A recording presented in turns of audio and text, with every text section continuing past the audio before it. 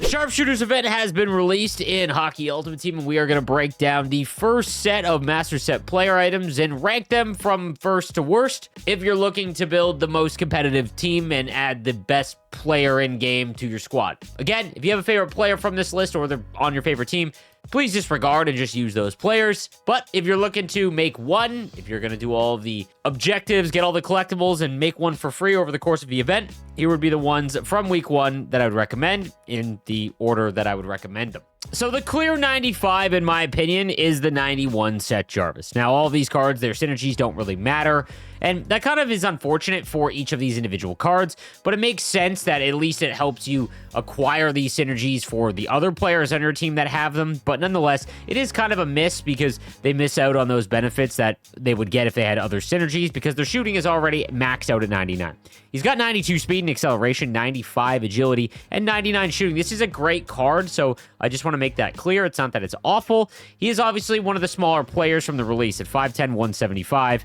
From all of the feedback that I've gotten from my community, he just gets knocked over too easily. And Gold Close Quarters is a good ability. Ankle Breaker is not really necessary at all. And having free Gold Close Quarters is nice, which again, I think is a massive bonus from this event. I do like the event structure as a whole. The Master Set choices, I think, are a little bit of a miss. That being said, he is a pure right-handed winger, and there is just a far better one in this event than Seth Jarvis. Now, coming in at number 4 would be the 91 Vince Dunn. Now, I think left-handed defenseman, outside of fantasy cards and things like that, is the weakest position in the game. I just think there hasn't been a ton of like game-changing S-tier cards from event releases and things like that that we've seen at other events. Again, the synergies really don't matter as they just activate for shooting, and he's already got 99 shot. Now, he's got 93 speed, excel, and agility, which is great. Gold Seeing Eye is fun, but I don't think it's nearly as effective as Heat Seeker.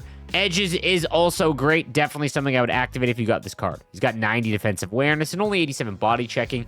Because he is 6', 200, it's not like he's going to be overly physical. Again, I think this is a good card. The reason I have him a little bit lower is that Miro Heiskanen from the Four Nations event with 2 less acceleration and 1 less speed with Gold Heat Seeker, even though it's not free, in my opinion, is just a little bit better. He's 6'2", 90 body checking, almost maxed out defensive awareness. And then same with Gus Forsling from that same event, with synergies can get up to 94 acceleration. Gold Shutdown is a great combo, and 96 defensive awareness, 90 body checking. There was just some decent, strong left-handed defenseman options. So that's why Vince Dunn for me is number 4. Next up, we've got the 91 Kyle Connor. 6'1", 183. The left-handed winger's got Sniper Forward, Pinpoint Shooting Boost, with Silver Puck on a String and Gold Snipe, which is free. Again, not a bad card. Great card, in my opinion. 99 shooting, 93 speed, excel, and agility, 95 deking and hand stats. The only reason he is number 3 for me is that left-handed forward is pretty plentiful at this point. But still, if you went and made Kyle Connor because you needed a left-handed winger, you're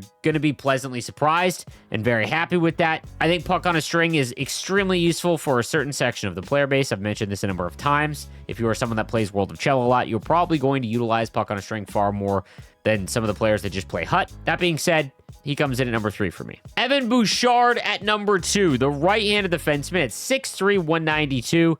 Comes with offensive and pinpoint shooting boost with Gold Thunderclap and Silver Shutdown. Thunderclap isn't necessary. He's got 99 shooting, but it is free, so sure, and you have green 1Ts that pretty much give Thunderclap to every player. That being said, Silver Shutdown on him, in my opinion, is what makes him number 2. It's a great ability to have.